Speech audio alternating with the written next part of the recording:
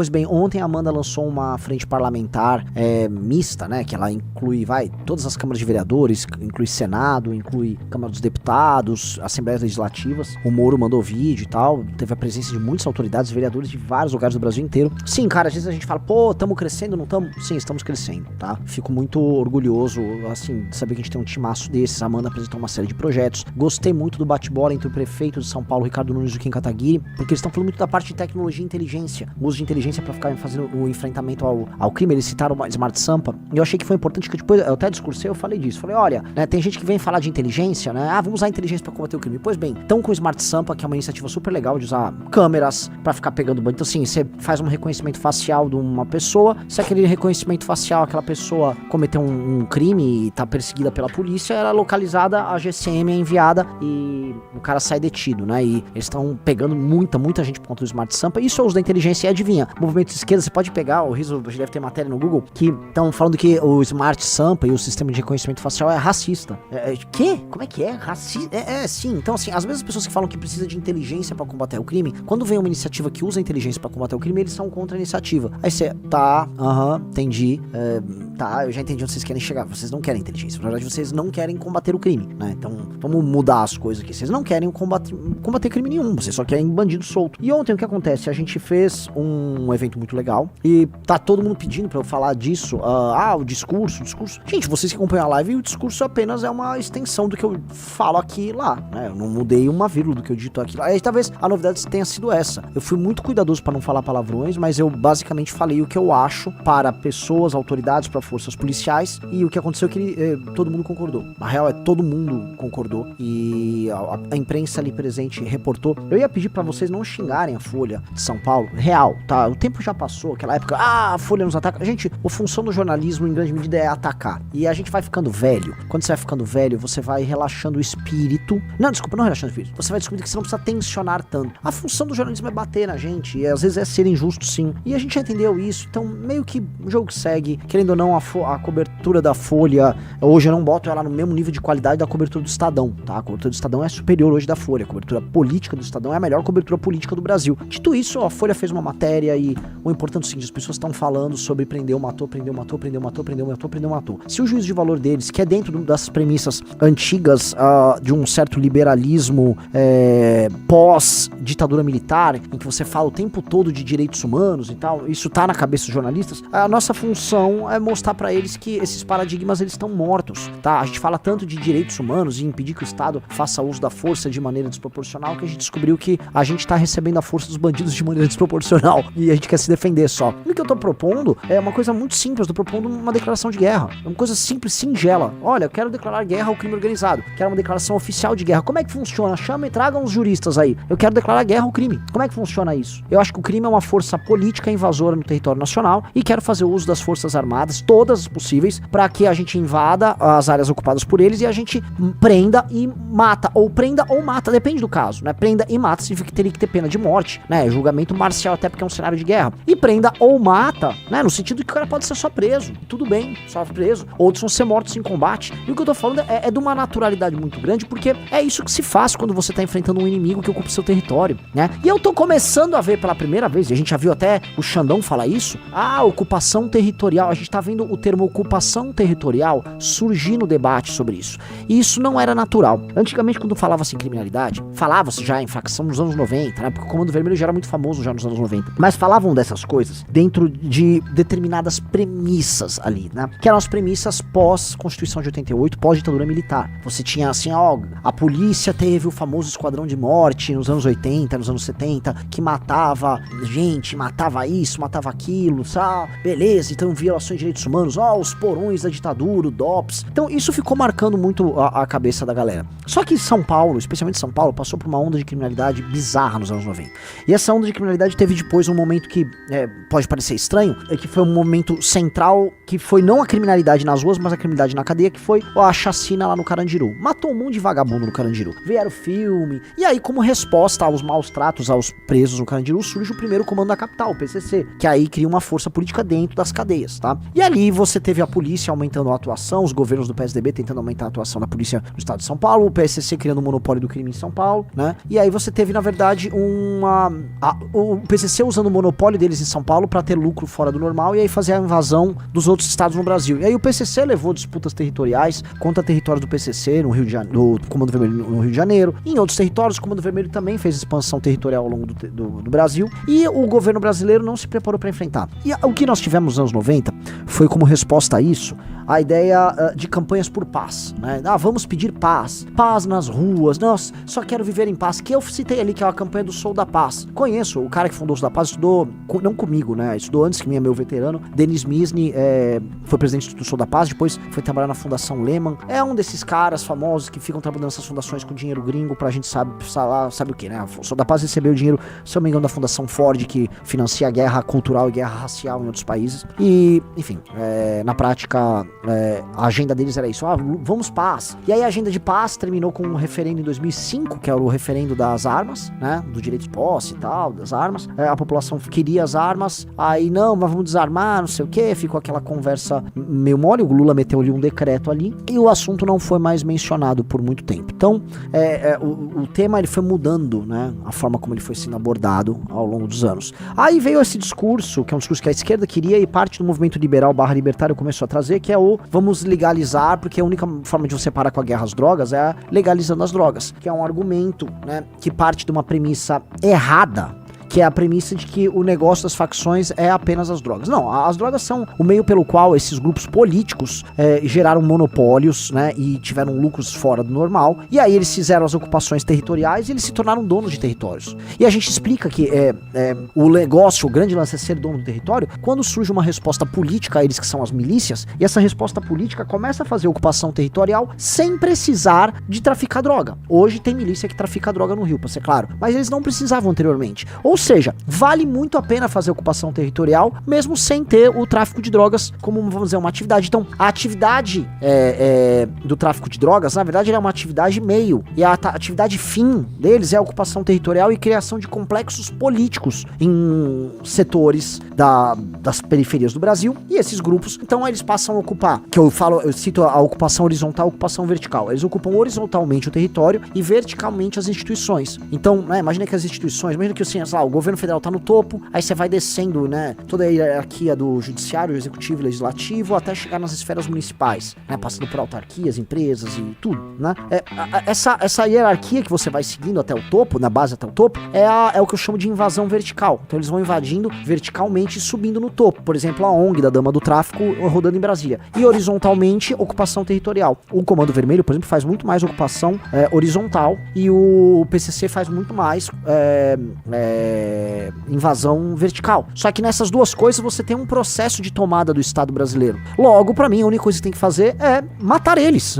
E aí eu falo isso, aí a galera falou, não, muito bom, saia presidente. É que assim, eu só tô falando óbvio, sabe? Eu não tô falando nada demais, não é uma grande reflexão. Isso é só óbvio. Nós temos que retirar eles do comando territorial do Brasil. Eles estão tomando muitos macros do território brasileiro. E por mais que você olhar o mapa, se você olhar assim, né, fazer uma análise, você fala, nossa, são vários pontinhos. Não é que eles têm, 10% do território brasileiro. Não é assim que funciona, né?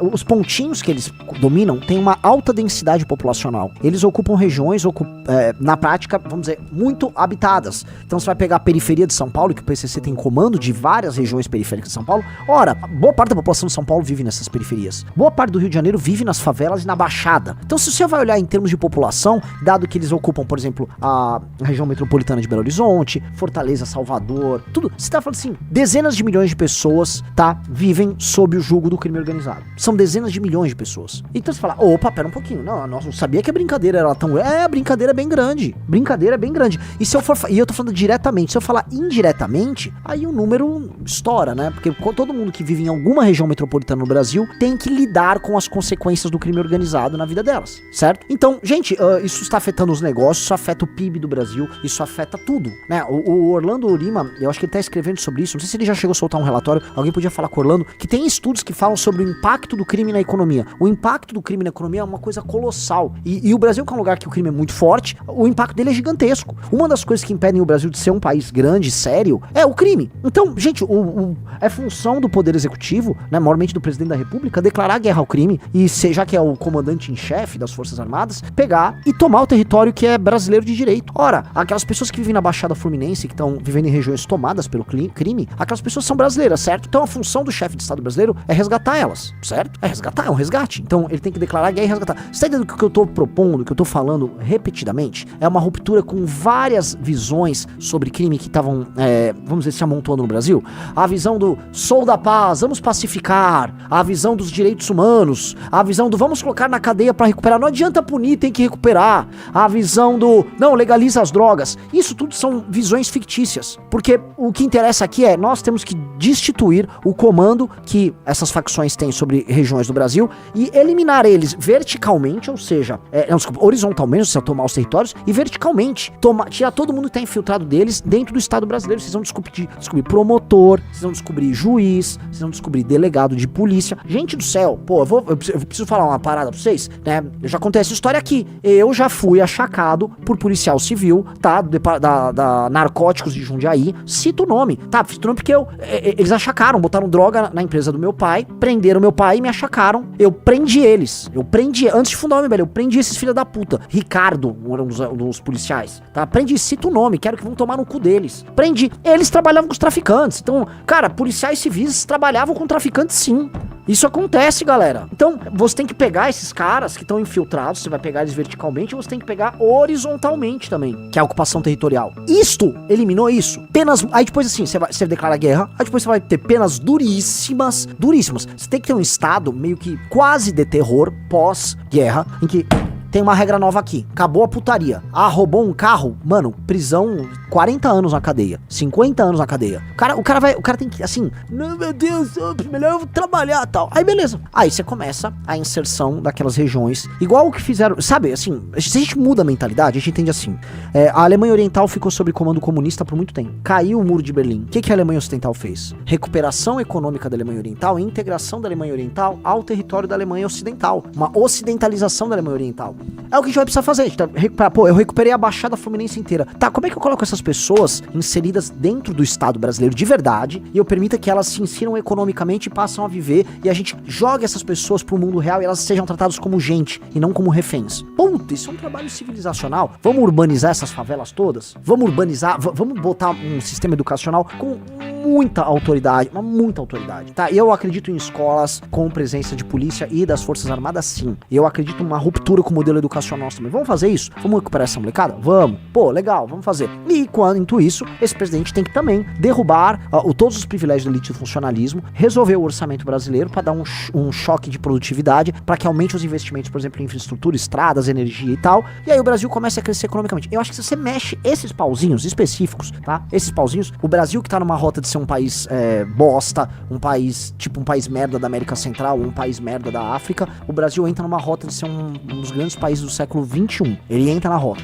Mas ele precisa resolver isso rápido. E é rápido. E começa com o crime. Tudo começa em destruir o crime organizado. É isso. É só isso que tem que fazer. Eu acho que assim, galera, a gente tem que propor essas coisas e falar de maneira muito clara. Assim como coisas que eu falo de maneira muito clara. Gente, vocês sabem, assim, pra gente reformar a região Nordeste do Brasil, que tem uma massa... Por que eu falo do Nordeste? É muita gente, muita pobreza e pouco capitalismo. A gente tem que dar um choque de capitalismo. Quando eu falo industrializar o Nordeste, às vezes eu uso um termo que talvez soa mal compreendido. Todo mundo imagina que eu quero botar um fabricão. Às vezes também um fabricão. Mas às vezes precisamos ter um choque de capitalismo e aquelas pessoas têm que ser muito produtivas e o ciclo de improdutividade, pobreza e desvio de dinheiro tocado pela classe política local tem que ser destruído. Então, pô, se eu falar assim, quais são as nossas, sim... Lembra qual que me tinha? Precisamos de saúde, segurança, educação, corte de impostos e merenda. Eu tenho que falar, o ponto que a gente precisa ter é prender e matar e acabar com o crime organizado. Reforma educacional gigantesca que foque no ensino básico, tá? E que basicamente, assim, de maneira bem crua e direta, meta muita autoridade e os garotos e as meninas aprendam a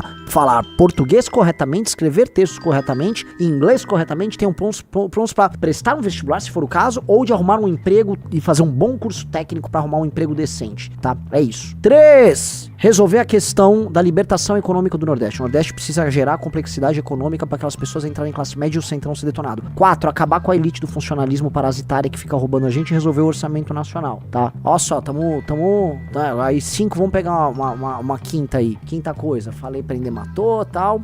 Aí investimento em infraestrutura pra gente melhorar a produtividade do Brasil. Gente, é isso que tinha todo mundo que focar, é só isso. O resto é bullshitagem. O resto é bullshitagem. Não que a bullshitagem não seja importante, mas o resto é muito pequeno quando comparado a essas coisas, né? Pra mim isso é tudo muito concreto. Isso tudo é muito concreto e a gente tem que falar em termos concretos.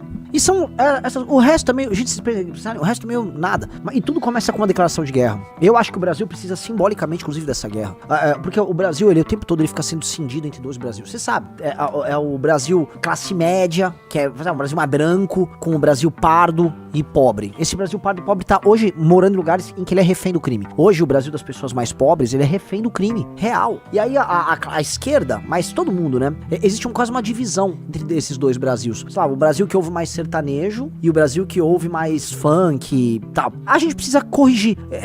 Tá tendo uma guerra em que uma expressão política que tá brotando da base, que é o crime organizado, que já tá tomando a mente e já tomou os corpos dessas pessoas, as pessoas vivem escravas, ele tá invadindo tudo. Então tem que ter uma guerra, tem que ter uma aliança entre a classe média e as pessoas mais humildes. Você tem que destruir o narcotráfico, você tem que integrar todo mundo. E aí você tem que falar, esse Brasil vai ser justo pra todo mundo. Esse é o ponto. É isso.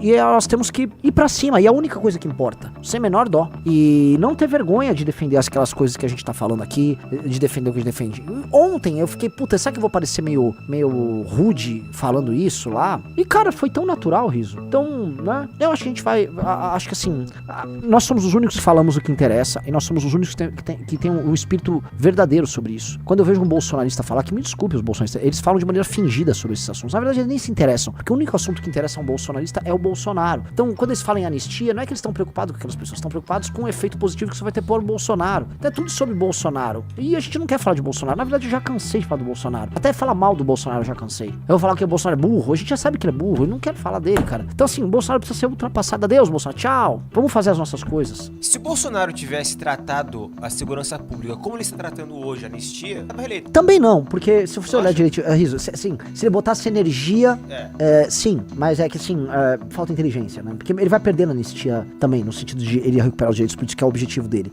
Ele não botou nem energia na segurança pública e tampouco ele ia botar inteligência. O Bolsonaro é um homem muito simples. O problema é o seguinte, as pessoas se apaixonaram pelo Bolsonaro porque ele é um homem muito simples. As pessoas gostam dele porque ele é simples. Alguém postou no Twitter, né? Político não deve demonstrar fraqueza. E aí em cima do Bolsonaro todo rasgado, andando lá depois da cirurgia, porque o Bolsonaro faz questão. Foi o Antum do Novos Clássicos que falou. Fica mostrando fraqueza o tempo todo. O Lula, ele nunca mostra. Vocês não viram a imagem, isso é um Antum do Novos Clássicos que reparou. O Lula nunca fica mostrando que ele tá machucado, ele saiu de uma cirurgia, agora ele não ficou lá chorando com uma cirurgia. O Bolsonaro, cara, quebrou, assim, uma encravada, machucou o dedo.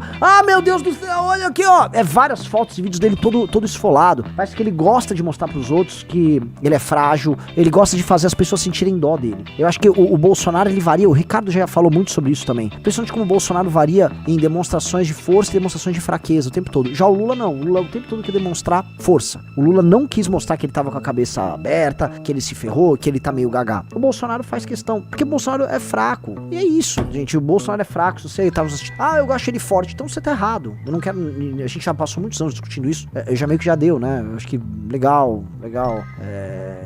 legal. Eu gostei, né, assim, das manchetes que saíram na imprensa, porque elas foram com uma naturalidade. Olha, a polícia deve poder matar. Eu acho que naturalmente é uma manchete, e novamente, assim, a gente faz clickbait. Eu não vou reclamar que a Folha de São Paulo faça clickbait. Ela não é, Riso? Eu não vou reclamar. Ela foi injusta. Eu não acho que ela foi injusta, não. Eu acho que ela cobriu o que ela achou importante. Em evento com Nunes, líder do MBL, disse que a polícia deveria ter permissão para levar a óbito. O prefeito de São Paulo criticou o Cordeiro. Vamos lá, desce aí. Renan Santos disse que a polícia deveria ter permissão para caçar, prender e, caso houver resistência, levar a óbito criminosos. Assim, na verdade, a polícia já tem permissão pra fazer isso, né? Se um cara tá querendo empreender fuga ou eventualmente resistir, né? Mas não faz, né? Hã? Não faz. Mas não faz, porque tem cheio de procedimento. Eu acho que esse procedimento tem que ser um pouquinho relaxado. Resistiu, né? Ele fazia um discurso sobre a necessidade de uma guerra do Estado contra facções num evento da Câmara. Abre aspas. O que adianta a gente ter uma legislação em que eles são presos e depois soltos? Os nossos amigos criminosos sabem que é uma guerra, eles se preparam. Eles têm armas, eles nos enfrentam nas ruas. ruas, declarou Santos. Citando o Instituto Sou da Paz, organização fundada em 99, cujo objetivo é contribuir para a efetivação de políticas públicas de segurança e prevenção da violência, Santos, que tenta fundar seu próprio partido, acrescentou: eu não quero paz, eu quero uma guerra. O prefeito da capital, Ricardo Nunes, também esteve no evento. O lançamento blá blá blá blá. Nunes afirmou blá blá, segundo uma... Beleza, cara, sim, a matéria é super justa. Tem nada de errado na matéria. Até peço assim, cara, não sejam injustos com o jornalista. Ele foi correto, fez uma boa manchete e é isso. É isso. E eu propus isso mesmo. Eu acho que a gente tem que propor isso. Eu acho que o que vem causando um desconcerto nas pessoas é o fato da gente falar com calma e de maneira plácida, algo que é muito claro. Você não tem que falar assim, vamos matar, vamos cancelar o CPF desses vagabundos. Não, tem que ser tipo, meus amigos, assim, nós precisamos prender e matar quem escraviza esses brasileiros, tá? Nós precisamos levar a óbito essas quadrilhas que matam brasileiros. Falar isso é muito calmo, porque assim, pra mim isso é uma verdade estabelecida, pra mim isso sequer é polêmico. E eu acho que a gente falar de maneira calma isso, de maneira plácida, de uma maneira quase inocente, é importante pra que essa mensagem chegue nas pessoas que estão cansadas do discurso histriônico. Tipo, ela tem que chegar pra uma mulher que necessariamente não é direita, e essa mulher vai falar, tá aí, eu concordo, realmente, esses bandidos que nos assaltam, eles têm que morrer. Olha que leve, eles têm que morrer. E realmente, não tem nada de errado em você querer que eles morram. Não tem nada de errado, é você ou eles, afinal de contas. Quem tá decidindo colocar a sua vida em risco, e a própria vida em risco, numa operação que é um assalto a mão armada extremamente perigosa, são eles. Então, eles estão topando esse risco. O que a gente tá falando, beleza, vamos aumentar o risco pra eles. E vamos diminuir o risco pra você. Porque você é um cumpridor das leis, tá? E você quer viver num pacto social em que você é respeitado quando sai de casa e você vai respeitar o outro. Ou seja, quando falam de cidadão de bem, que a esquerda fica, olha só, lá vem o direitista falar de cidadão de bem. No fundo, a gente tá falando de alguém que topa pactuar a seguinte relação: eu não mexo com você, você não mexe comigo, entendeu? Aí eles ficam falando de empatia, empatia, amor, coração, empatia, mais amor, por favor, empatia. Eles são empáticos com o ladrão e não com a vítima. Eles são empáticos com o ladrão, com o perpetrador da violência, porque naturalmente, né, eles acham que o perpetrador da violência, que o assaltante, que o bandido, que esse sujeito é um sujeito especial, que esse sujeito é um sujeito incrível, tal, que ele é na verdade ele é um herói que tá resistindo a uma opressão do Estado, toda aquela papagaiada, né? Ou que na prática é o único meio que ele tem de subsistência, o que é uma mentira. Nenhum ladrão, ele tá famélico, né? Imagina o cara, tô com um índice glicêmico aqui perto de zero, tô passando fome. Não, ele não tá, estão todos bem nutridos, estão todos vivendo a vida deles e estão lá fazendo uma escolha econômica. O assaltante faz uma escolha essencialmente econômica, baseada em risco e recompensa. Passar algum trecho do seu discurso? Assim, eu posso... Vocês querem que eu faça um react ao discurso? Eu acho isso meio narcisista, mas eu posso, né? Posso fazer pra explicar, assim, alguns pontos que são interessantes que eu achei que deviam passar lá. Antes do seu discurso, eu queria passar um outro discurso que me mandaram no Discord, pra gente fazer o contraponto. Eu não quero as Forças Armadas, sabe, na favela, brigando com bandido. Não é esse o papel das Forças Armadas. E enquanto eu for presidente, não tem GLO. Eu tenho certeza que não. Assim, eu tenho certeza que não haverá nenhuma GLO quando o Lula for presidente. O Lula não entende que o Brasil deve declarar guerra ao crime organizado. Ele não acha que as Forças Armadas devem ser usadas para derrotar esse grupo político invasor. Simplesmente porque o Lula já negocia com o grupo político invasor. Basta ver que ministérios do Lula recebem ONGs e recebem gente ligada tanto ao Comando Vermelho quanto ao PCC. E na verdade o grupo político dele, posso citar aqui a Aniele Franco, tem uma relação muito cabulosa com eles. Inclusive já citada pelo PCC. Então ele não vai mandar o exército, porque é mais fácil ele mandar na verdade o exército pra punir a gente e proteger eles. Porque o Lula é um aliado político deles. O Lula é um aliado, eu tenho que tomar cuidado, né, porque o Lula botou a Polícia Federal atrás de mim, né? Mas vamos lá, dane-se, bote duas vezes. O Lula é um aliado político do crime organizado. O Lula até porque o PT é uma quadrilha também, é um crime. E não quero parecer um tiozão de direita, o PT é uma quadrilha. Mas sim, cara, eles são também uma facção criminosa e eles têm no crime organizado uma espécie de um aliado conjuntural. Vamos continuar ouvindo. Eu fui eleito para governar esse país e vou governar esse país. Agora, o que eu determinei é que a aeronáutica pode reforçar, sabe, o policiamento nos aeroportos, é que a Marinha pode reforçar o policiamento nos portos brasileiros, porque no aeroporto a droga e as coisas que são... Você entende? É tudo paliativo. Todo mundo sabe. Vamos lá, o Lula, vamos ser honestos. Vocês sabem por que o PCC atua muito forte na Baixada Santista? Porque o PCC escoa via Porto de Santos. O PCC tem submarinos que colocam as drogas em barcos que vão pra Europa, vão pra África. Todo mundo sabe disso. Você tá falando, eu ordenei, mas você não ordenou nada, cara. Você tinha que estourar toda a boca do PCC na Baixada Santista. O Tarcísio é outro também que, né? O Tarcísio é brabo. O Tarcísio foi lá, pediu uma autorização, matou uns caras ali e ficou por isso mesmo. Todo mundo sabe que o PCC opera ali. Todo mundo sabe, o PCC fatura bilhões. Ai, não, eu botei um avião. Não, cara, você tinha que declarar guerra e você tinha que cumprir sua função constitucional de presidente da República e retomar os territórios ocupados pelo tráfico. Você tá descumprindo o seu papel como presidente da República. O território brasileiro tá sendo violado nesse instante. E você fica fingindo que não tá. Então você tinha que pegar as forças armadas, normalmente o exército, e ocupar territorialmente as regiões tomadas pelo tráfico, prender e matar os líderes do tráfico, e aí reinserir aquelas pessoas daquele território ao território brasileiro. E eu digo mais, com cerimônia. Pra mim é o seguinte, vamos supor, tomamos a Baixada Fluminense inteira e as favelas da cidade do Rio de Janeiro. O presidente da República vai em todos esses lugares com o governador e com os respectivos prefeitos, com as forças armadas e hasteia a bandeira do Brasil. No topo da Rocinha você tem que hastear uma bandeira do Brasil. Tum! Tomado! Aqui pertence ao Estado brasileiro. Monte uma puta de uma base militar e monte uma puta de uma escola. Uma puta de uma escola exemplo, feita com iniciativa privada, pica, tá? E aí você vai fazer a desnazificação daqueles meninos e meninas que moram lá. O que é desnazificação? Ó, lembra do Oruan? Tá proibido. Você vai estudar pra caramba, vamos ralar, você vai ter uma puta de uma merenda, você vai ter uma puta do ensino. Tá proibido, qualquer um que fez apologia aqui, todos os símbolos ligados ao tráfico serão destruídos. Pum, retomado. Vai lá pra Belfort Roxo, mesma coisa. Plum, 1 a 1. A função do presidente da República é ficar hasteando bandeira em território retomado, até retomar tudo. É isso. É tão óbvio. Você nem sabe o que você tá falando, Lula. Você é um débil mental. Você é um imbecil, você é um cretino, cara. Então você não entende a gravidade, você entende tampouco a postura que um presidente da República tem que ter. Vai lá. São em quilos. Nos navios são em toneladas, ou seja, são containers com 30, 40 toneladas. Mas a gente não vai fazer nenhuma intervenção como já foi feita, sabe, pouco tempo atrás. Bom saber. Eu não gostaria que você fizesse isso, Lula. Eu não quero que você seja reeleito também. Vamos lá. Em que se gastou uma fortuna com o exército do Rio de Janeiro e que não resolveu nada. Não resolveu nada porque o governo Temer, né, oriundo, pai da Constituição de 88, MDB, não entende o que precisa ser feito. Eles achavam que é um negócio pontual. Não, é uma declaração de guerra. O Brasil tá em guerra. Guerra! O Brasil tá em guerra igual a Colômbia tá em guerra. Esses caras dominam, igual o México tá em guerra. Esses caras dominam um pedaço do território brasileiro. Cacete! É guerra. Vamos tomar aquilo lá. É impossível que o Estado brasileiro não disponha de forças pra fazer isso. O Salvador fez. É guerra. Vamos lá. É tudo inspirou a óbvio. combater e que trouxe isso lá atrás. O nosso presidente Renan Santos. Presida. Que perigo. Ela abre a ramo do Briga com o Crime falando que se inspirou em mim, né? Logo ela mais perseguida aqui. Boa noite, amigos. Bom, eu queria agradecer. Eu não sei fazer essa parte regimental, que na figura do nosso prefeito, cumprimento a todos. Não sei seguir essa ordem regimental, mas na figura do prefeito, da Amanda, de todo mundo, tá todo mundo devidamente cumprimentado. Pra quem não me conhece, meu nome é Renan Santos, sou um dos fundadores do Movimento Brasil Livre e gosto de arrumar umas confusões aqui com a galera.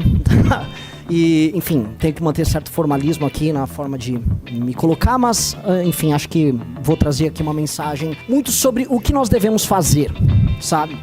A gente viu boas iniciativas aqui, oriundas do Executivo, boas iniciativas oriundas do Legislativo.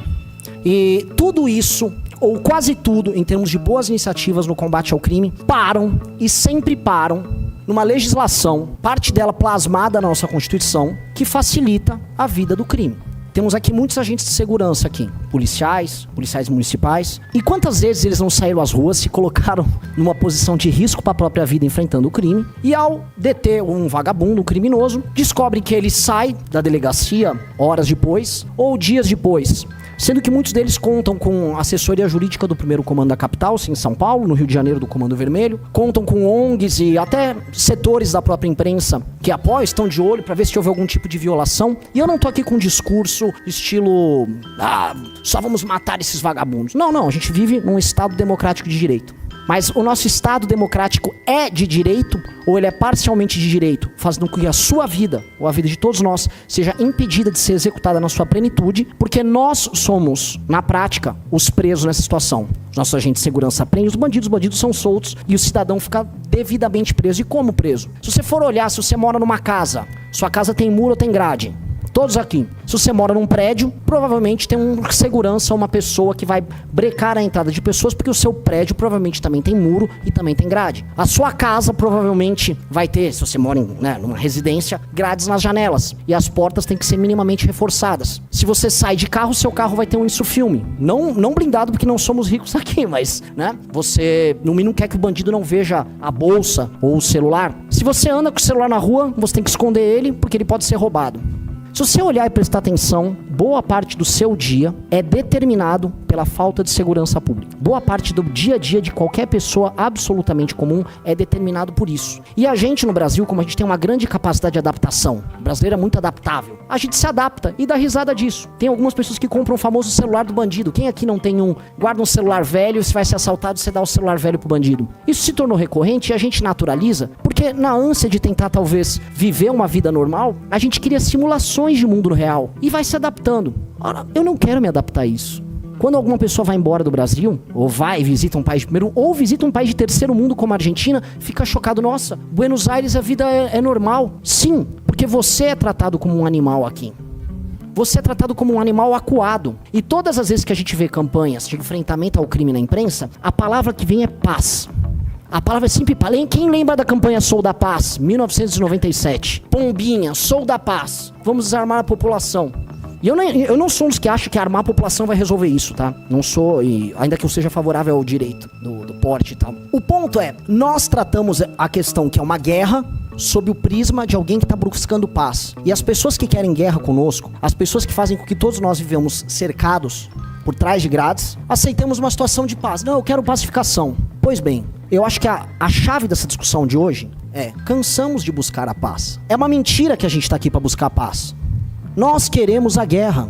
Nós precisamos de uma guerra. Nós precisamos prender e matar os líderes das facções criminosas que fazem que nós sejamos eternas vítimas. E às vezes falar isso soa absurdo. Eu peço desculpa para as autoridades por falar isso aqui. Mas nós precisamos prender e matar as lideranças do crime organizado. Chega do... Assim, nós perdemos vidas de policiais e é uma coisa muito esquizofrênica, né? O Estado brasileiro paga as forças de segurança e ao mesmo tempo paga eventos que cantores e heróis pra juventude cantam músicas tecendo loas a quem mata policiais e forças de segurança. Eventos públicos. Isso acontece em todo o Brasil e por isso os vereadores aqui presentes, que protocolaram pela Antiruan, sabem e estão presentes. Alguns rodaram o Brasil inteiro pra estar presente aqui. Porque isso acontece o tempo todo. E aí, nós vemos aquelas discussões completamente vazias. Surge, sei lá, uma Tabata Amaral. Precisamos de inteligência. Ora, temos inteligência. O Smart Sampa é inteligência. Mas esses mesmos intelectuais, não. Mas veja só, um racismo estrutural no Smart Sampa. Eu vi essa discussão. Alguém aqui já deve ter visto também. Não, precisamos agora falar da recuperação deles. Não. Antes de recuperar, eu quero punir. E é tão libertador a gente falar o que precisa ser feito. Nós precisamos punir. Nós precisamos derrotar e nós precisamos retirar os espaços de poder que esses grupos têm. E prestem atenção. É guerra, certo? Se é guerra, nós temos um inimigo. E chega de fingir que o crime organizado não é nosso inimigo. Se é guerra, nós temos um exército, nós temos figuras presentes aqui capazes de enfrentar uma guerra. Mas o que adianta a gente ter uma legislação em que a gente prende e eles são soltos? Mais do que soltos, a gente prende, eles formam uma ONG, vão pra Brasília com essa ONG, se reúnem com ministros, se reúnem com deputados, fazem um lobby, produzem um filme, colocam um filme na Netflix, colocam os cantores pra cantar pra vocês e fazem o que vocês aceitem diariamente, que a sua situação é viver por trás de uma grade segurando um celular com medo de ser roubado, como aquele ciclista que tomou um tiro no meio da barriga por causa de 2 bandidos, eles próprios vinculados ao primeiro comando da capital. A gente não vai naturalizar isso, a gente tem que falar, é guerra. E é guerra, e da presidência da república, aos governos estaduais, aos governos municipais, a gente tem que parar de fingir que não é uma guerra. Porque os nossos adversários, os nossos inimigos, acham que é uma guerra. Eles se preparam pra guerra, eles têm armas, eles cantam, eles tecem loas às armas, ao arsenal que eles carregam. Eles nos enfrentam nas ruas como se guerra fosse. E nós vamos ficar aqui fazendo pombinho e fingindo que é Sou da Paz? Chega do Sou da Paz, eu não quero paz, eu quero uma guerra. E eu acho que todo mundo aqui, dos vereadores presentes, até as autoridades presentes, que eventualmente, né, por questões, né, a gente sabe a perseguição que as autoridades sofrem ao defender o que precisa ser defendido. Todo mundo sabe que é isso. E aí a gente vai ver a DPF das favelas que tava lá rolando no STF, o STF se posicionando de uma maneira, no mínimo, curiosa sobre o enfrentamento ao Comando Vermelho que atua lá no Rio de Janeiro. E a gente fica pasmo, olhando, tomando medidas paliativas. Nós temos que ter um direcionamento e um caminho. E eu acho que esse caminho da frente, a Amanda tá trazendo aqui inúmeras propostas, mas nós como cidadãos, nós como parte da sociedade civil, temos que ter um caminho. Aquele que não tem caminho não sabe pra onde vai. Nós precisamos alterar as leis que estão na Constituição que impedem a gente de ter prisões muito duras. O bandido tem que ter muito medo. O cara tem que ter mais medo. O cara tem que ser dissuadido antes de cometer o crime. E ele tem que ter muito mais medo de sair à rua pra cometer o crime do que você pra andar com um celular velho. Um celular uma porcaria de um celular, bosta. você paga uma Aí eu meti um palavrão, eu tava, gente, eu tô conseguindo não falar palavrão em nenhum momento. Eu ia falar um celular bosta. Aí olha como eu tenho uma pausa. Volta 5 segundos. Com um celular velho, um celular... uma porcaria. Um celular bosta. Celular que você paga uma fortuna com impostos caríssimos pra ficar com medo de andar ali na rua achando que você tá ostentando, tendo a porcaria de um aparelho feito na China que ninguém liga porque o mundo inteiro tem esse aparelho e você acha que ele é um objeto de desejo, simplesmente que tem um cara, um criminoso querendo tomar ele de você. E aí pedem pra você ficar em paz, buscar a paz, falar como nós vamos recuperar. Eu não quero me preocupar em recuperar ninguém agora. Enquanto tiver alguém solto de uma facção, enquanto uma facção controlar 1 centímetro de território no Brasil, significa que nós estamos perdendo essa guerra. E isso nós temos que propor para nós enquanto geração. Qual é o papel da nossa geração? Aceitar ficar na paz, sendo dominado por esses caras, ou aceitar definitivamente ir pra guerra? Nós temos que ir pra guerra e é a única coisa que importa. Se tem uma facção que controla um pedaço do território brasileiro, não importa em São Paulo, no Rio, a gente sabe o que está acontecendo no Brasil inteiro. Aqui temos representantes do legislativo do Brasil inteiro. Todo mundo sabe que algum naco do seu estado é controlado pelas facções criminosas. Todo mundo sabe disso. É aberto, é público, é notório. Enquanto nós ficamos fingindo que isso não é um problema e que nós somos reféns no nosso suposto estado, a gente vai ficar se iludindo, vivendo com aquelas casas, com aquelas grades, com até a barriga pro carro entrar, pro carro caber na garagem, né? Com segurança em prédio, pra quem pode, e negando o óbvio. Nós somos um bando de refém. Eu prefiro ser um refém que luta pra não ser escravo do que acordar e correr o risco como a Amanda tá correndo e declarar guerra a esses caras. Com eles ameaçando você, mandando mensagens de morte, afirmando que você tem que desistir, que vai te matar, que no caso dela por ser mulher, e as mulheres sempre, aliás, as mulheres que estão aqui presentes são muito corajosas. Feminista Renan Santos. Elas sempre sofrem ameaças muito mais duras do que nós homens, mas muito mais duras. E é isso. Ou a gente declara a guerra como ela tá declarando, ou a gente vai ficar na fingição. Eu não aguento mais fingir. A gente tá montando... Eu não vou fazer propaganda de nada. A gente tá montando um partido político de nome e missão simplesmente pra isso. Se a gente conseguir cumprir, e se a minha geração, não importa aí sim, o partido político de todos vocês, a orientação política de todos vocês, tá? Ou as afiliações e as afeições político-partidárias de cada um. Se nós pudermos todos declarar guerra ao crime e fazer o óbvio e permitir que nossas polícias possam caçar, prender e, no caso, se houver resistência, levar a óbito quem causa o terror na nossa vida, nossa geração vai ser marcada como uma geração vencedora e não como uma geração que se acovardou e ficou escondida pregando paz num país que só quer a guerra. Muito obrigado a todos. O finalzinho ficou muito bonito, mano. De fato. É procurando paz num país que só quer a guerra. E é verdade, né? Rafael Almeida Riso, o que nós temos a mais aí pra falarmos hoje? Hoje é dia. Eu queria que você me respondesse uma coisa. Você citou a Aniele Franco. Uhum. Por qual motivo a Aniele Franco não está indignada que o cara que foi apontado como assassino da sua irmã foi solto? Vocês percebem como eles são psicopáticos, né? Porque assim, a Aniele Franco, ela deveria ter um ódio visceral de todo mundo que participou da morte da irmã dela. Percebam que, no caso, ela queria ter ódio do Bolsonaro. O foco da Aniele Franco era ter ódio do Bolsonaro. Então, conquanto, né, restasse, vamos dizer, uma suspeita de que o Bolsonaro fosse o mandante do caso da morte da Marielle, aí a Aniele falava muito. Ganhou o cargo, viaja de jatinho por aqui, por ali, faz documentário junto com as facções, aí a Aniele fica ali na dela, né? Aí o Chiquinho Brazão, que tem relação, aparentemente, tá? Aparentemente tem relação com o mandante da morte da Marielle, ele foi solto pelo Alexandre de Moraes, foi solto pelo Alexandre de Moraes. Ela não tá falando nada. O que eu quero dizer é o seguinte, ela é fria a ponto de, por conta de uma conjuntura política específica em que o Alexandre de Moraes, na cabeça dela, vai prender o Bolsonaro, isso é um bem maior que ele pode fazer, né? Em nome dessa conjuntura e eventuais outras conjunturas, ela fica quieta. E ela vê impunidade no caso da irmã, graça, vai, tome-lhe impunidade. Entendi. Vocês entendem que pra um psolista, pra um desses radicais de esquerda, tá? A agenda é tão importante que a justiça não conta? Eu tô falando da justiça contra a irmã dela. A justiça contra a irmã dela é menos importante do que a causa política maluca deles, ou a conjuntura, as vicissitudes políticas. E quando eu vejo que ela é uma moça que só tá num ministério simplesmente por conta da irmã, que era uma política ruim, gente, só pra lembrar, a Marielle era uma porcaria de uma vereadora do PSOL, como todos os vereadores do PSOL são porcaria no Brasil. A Marielle era uma porcaria de vereadora, uma tranqueira, tá? Era uma tranqueira e ficava lá no Rio de Janeiro. Talvez tenha tido um ato de coragem combatendo ali, né? Milícia. Não sei se ela combatia o tráfico com a mesma energia, mas, né? Tinha ali a conjuntura dela. Infelizmente, né? Muito triste, veio a óbito, foi morta de uma maneira cruel. E eles não estão enfrentando como deveria. Parece que eles estavam torcendo, porque pra ser o Bolsonaro que matou, porque toda a energia era o Bolsonaro. Quem mandou matar o Marielle? Ah, não tem graça quem mandou matar. A história não ficou legal. Aí não fala mais disso? Qual é? Isso parece coisa de psicopata. Se tivesse sido minha irmã a ser morta, eu não queria saber quem foi. Eu queria matar o cara. Eu queria ver o cara, né, soterrado debaixo de terra. Eu não queria ter... Ah, não, o Chiquinho Brasão não é tão ruim. Entendi. O Bolsonaro é pior do que o Chiquinho Brasão na cabeça de vocês. Simplesmente quer o Bolsonaro. Ah, ele é um fascista. Pô, para. Que papo. Que papinho, né?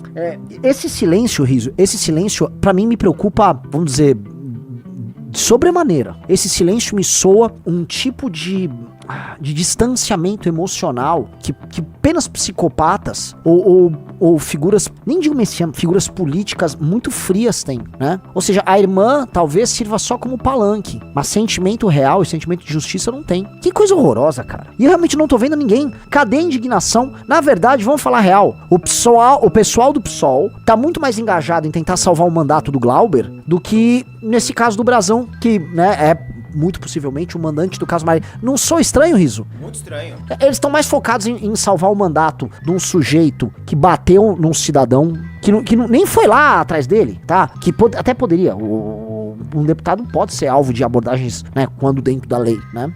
Mas não foi o caso, o Costanaro tava quieto. Então, beleza, vamos salvar ele. E ainda, né, com aquela energia. E na verdade, só comentar um negócio, só pra avisar, né? Que o PL do Bolsonaro está em processo de negociação com o PSOL, sim, pra salvar a cassação do Sóster, a cassação do Glauber. Eu vou repetir. O PL de direita quer salvar o psolista Glauber em nome de uma estratégia pra anistia. Não, aí o PSOL vota pela anistia e não sei o quê. Tô vendo isso aí. Eu tô vendo isso aí. O PL foi a favor da cassação do Arthur, mas não é a favor da cassação do Glauber, é isso? É que o PL, né? Não, eles estão pensando na anistia. Entendi, cara. Aí eu vi o Sóstenes, né, do PL do Rio falando isso. Em que situação? Né, aquela coisa, não quero ficar falando de bolsopetismo, que agora é um bolsopsolismo, mas que curioso. Vamos ver, agora uma das figuras mais patéticas da política brasileira, uma das figuras mais nocivas, um sujeito assim, eu não consigo ver muita diferença dele pra Aniele. É um desses sujeitos... Aliás, desculpa, Renan, desculpa interromper. O PL do Bolsonaro vai apoiar o cara do PSOL, que é o partido do Adélio Bispo. Sim, vai, porque é em nome da anistia. Ah, ok. Vamos lá. Vamos lá.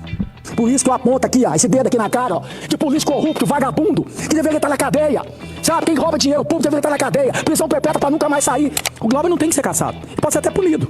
Ficar aí 3 meses sem usar a palavra, mas caçar o mandato dele. Tá vendo a minha diferença? A minha diferença é essa. Porque daqui a pouco, é o Gustavo Gaia, que é de direita, vai estar lá na comissão de ética pra ser caçado também.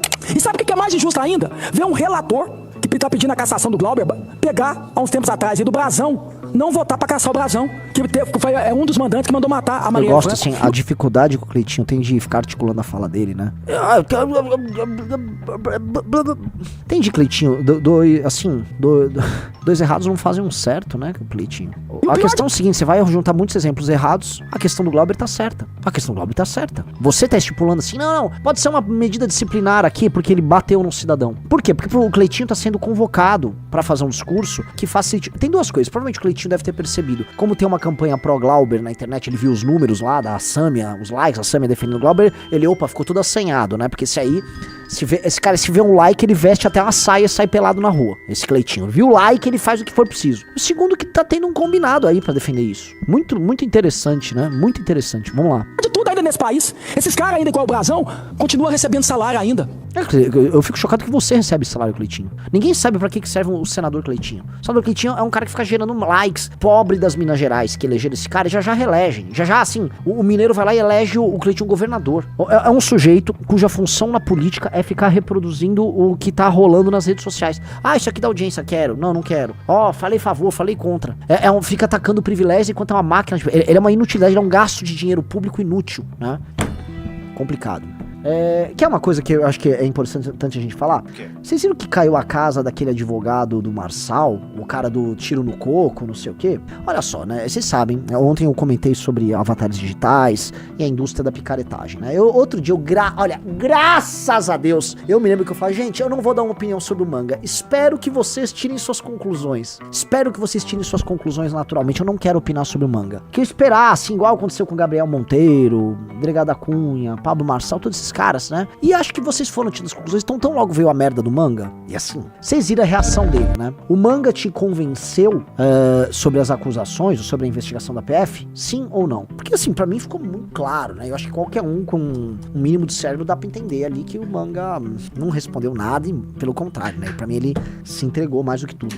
Tinha esse sujeito que era um advogado muito engraçado, ele é um advogado engraçado, ele deve ser, assim, eu nunca falei mal dele, nem eu vou falar muito mal, porque ele só é uma dessas figuraças de redes sociais, igual a Deolane, né? São os figuraças. Um sujeito que, obviamente, ele nunca foi advogado do Pablo Marçal, eu volto a falar, ele nunca foi advogado do Pablo Marçal, ele foi colocado como advogado do Pablo Marçal só pra fazer o marketing de redes sociais. Eu falo isso porque, se não me engano, o Kim, a gente processou o Pablo Marçal, em nenhum momento ele consta neste e em outros processos como advogado, né? E o que rolou, né? Como todas essas figuras bizarras que as pessoas começam a idolatrar, você vai encontrando, né, os buracos ali. Agora foi a casa dessa figura caindo, né? Vamos assistir aí. Não precisa botar o... Não? É a música só. Basicamente ele bateu, é uma namorada, uma esposa, ele bateu na moça que tava lá com ele, né? E ela saiu toda sangrando ali, tem as câmeras, já a casa caiu já rápido, assim. Aí no coco, né, que ele deu uma porrada no coco dela. Preso. Eu gosto muito que ele é uma referência em direito penal pras pessoas, né? Não, esse cara fala verdades, ele dá boas estratégias, boas dicas ali e tal. Ele estourou no Instagram, no TikTok com os vídeos dele. O principal vídeo dele, né, é aquele lá falando, não, todo cliente meu é inocente, mesmo que ele não saiba. É isso, né? É um cara que ajuda nessa cultura de, né, absurdização e leniência do crime. Gente, a gente não tá pronto no Brasil pra piadas do tipo Saul Goodman, como é que é? Better Call Saul, né? Que é, assim, nos Estados Unidos, que é um país que tem lei e ordem, né? Que você tem pena de morte nos Estados Unidos, em diversos estados. Você pode até ter, vamos dizer, uma cultura alternativa. Você tem até o gangsta rap lá, que existe como uma coisa marginal, né? E que corre dentro da cultura, mas no fim do dia, né? Os Estados Unidos são donos do próprio território. A gente compra essa brincadeira, só que a brincadeira aqui fica séria, entendeu? Então é muito complicado, que eu vejo gente explicando, não, mas o Oruan, no fundo, o que o Oruan faz, sei lá, o 50 Cent já não fez, eu entendo, mas assim, se eu for agora pra Los Angeles, né, 60% da população de Los Angeles não vive dominada pelo tráfico, por mais que tenham problemas sociais e tal, entendeu? É diferente, entendeu? Não é igual, não morre tanta gente lá, sabe? Então não é igual, o caso não é igual, então não dá pra você fazer uma regra de 3, então a gente tá comprando essas brincadeiras aqui, que não é engraçado não, cara.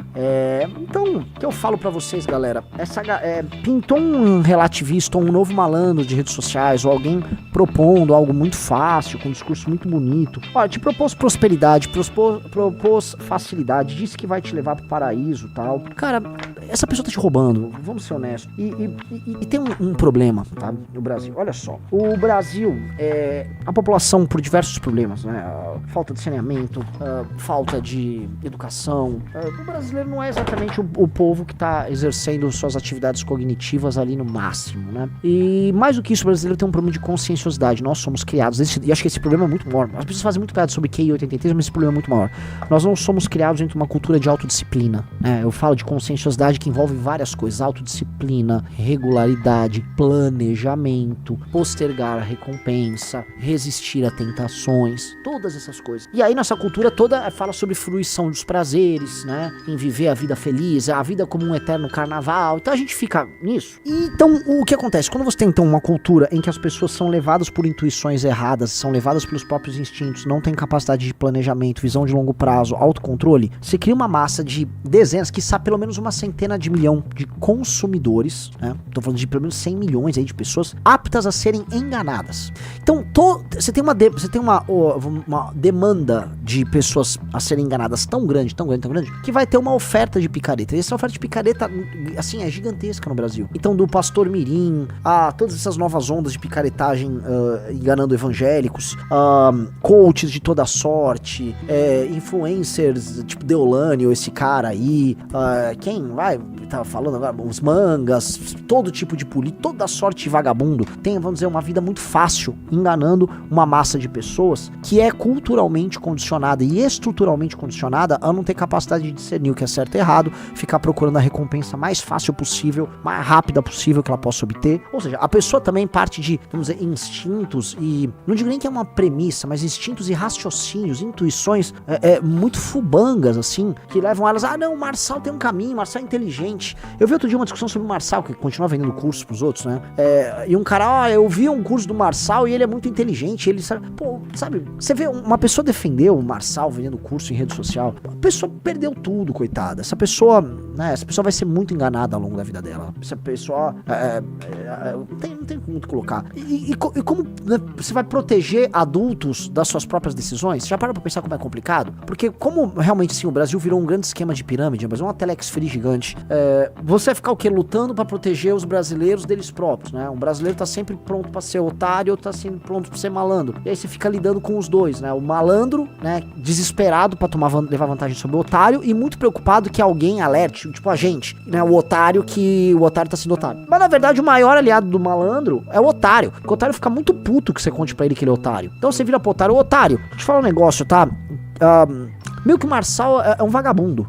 Não, eu vou tomar no seu cu, o que você tá falando, ele é muito mais rico que você. Deixa eu ser enganado aqui, eu tenho um otário, tem uma energia, uma disposição a ser feito de otário, que é assim, quem dera ele gastasse essa energia, tá? Em atividades produtivas de longo prazo pra ele. Mas não, o otário, na ânsia de achar que ele vai se tornar malandro ficando perto do malandro, ele serve ao malandro e exerce um super papel de otário. Então, né, é difícil. Vocês não sabem, né? Assim, eu lido no meu inbox, no Instagram, com fãs do Oruan, que é um tipo de gente, cara, que você não sabe, assim, eu falei, cara, as mensagens são quase indecifráveis, eles falam numa língua específica, eles vão botando aqueles rudimentos, que eu acho que são uma derivação ali da outrora língua portuguesa, que eles deveriam falar, ou nominalmente eles falam português, mas não falam na prática, então eles estão lá mandando aqueles rudimentos, com os xingamentos e tal, né? Eu tenho um fã do Pablo Marçal, e eu gosto muito que o fã do Pablo Marçal e o fã do Oruan usam sempre os mesmos argumentos. Você tá com inveja, você tem inveja deles, né? Eu adoro isso, porque o otário, né, ele tá louco pra avisar você que você tem inveja. Não, pô, você tem inveja do meu malandro. Meu malandro passa a perna de um jeito diferente, você queria passar. Cara, eu não queria passar, na verdade, eventualmente eu até poderia passar, tá? Mas não tô afim, tenho uma visão diferente, eu quero entrar pra história, tá? Eu não quero, sei lá, comprar um carrão, eu já andei com alguns carrões, não é assim uma puta de uma experiência não, tá? Já comi em bons restaurantes e, assim, já saí com mulheres muito bonitas, eu já vivi a vida sem precisar passar a perna em ninguém, e assim, certas coisas são bem mais importantes do que isso, eu acho que isso nem é tão importante, no fim do dia, tem coisas muito maiores, e pra você obter essas coisas maiores, não necessariamente precisa passar a perna, tá? Mas é difícil, tá? Porque o otário aqui tá desesperado pra ser feito de otário. Ele tá louco pra te enfrentar. Ele quer mostrar pra você que, na verdade, ele é o verdadeiro malandro, né? Aí, cara, dureza. Insistiram pra passar isso aqui pra você, ó. Uma mãe está orgulhosa que o seu filhinho de 7 anos agora tem RG social com o nome social dele. Meu primeiro documento com meu nome. Olha aqui. O meu RZ. Eu tenho um RZ. O meu nome de Rafael. É pra saber quem nós somos. Daí eu ensinou assim. Como que gosta?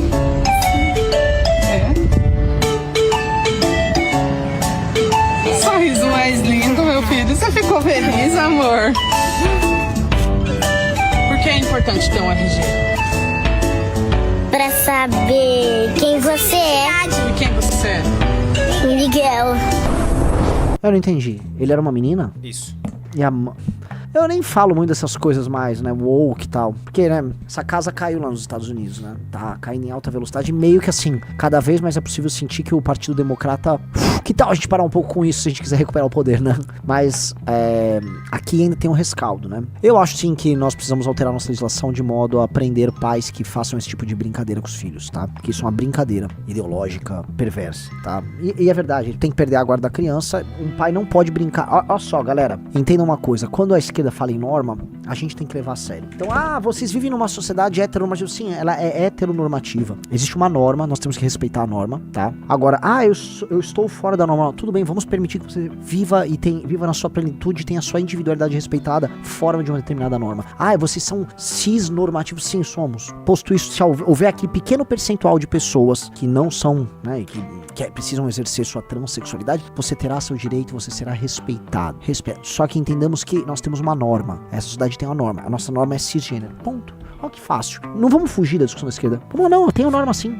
É essa a norma. Nós vamos seguir a norma. Ah, mas depois de 18 anos o cara realmente é trans. O cara, existe um pequeno percentual. Realmente é um pequeno percentual. Tá, seja feliz. Adulto, seja feliz, seja o que você quiser. Mas a nossa norma é cisgênero, entendeu? O tempo, amigos, o tempo é uma coisa muito poderosa, sabe? Eles querem ficar inventando moda agora, depois de milênios. Não, a gente sabe, existe lá um pequeno percentual bacana e vamos respeitar essas pessoas, vamos dar toda a dignidade possível pra essas pessoas. Toda. Dito isso, existe uma norma. E vamos cuidar da norma, especialmente na primeira infância. Especialmente no período formativo do cérebro, das identidades das crianças. É ali que as maiores atrocidades acontecem. Tanto que o foco dessa esquerda perversa é na mente das crianças. Essa esquerda é focada em criança. Ela é focada em criança por quê? Ora, por que ela é focada em criança? A Iana Nadina falou, respeita a norma, mas respeite a exceção. Não, assim, você vai cultivar a norma. Havendo uma exceção, haverá o espaço para a existência de exceção, mas você vai cultivar a norma. No sentido, assim, onde você cultiva muito, onde está o grande investimento cultural do Estado? É na formação dos jovens, certo? Os nossos jovens vão ser criados e educados dentro da norma. Sacou? É dentro da norma. Vamos parar de invencionismo, é dentro da norma. Ah, eu sou uma exceção. Você quer mudar de sexo, cara, aos 18 anos, seja feliz. Até lá, norma. Ponto. Simples assim. Ninguém vai morrer, tá?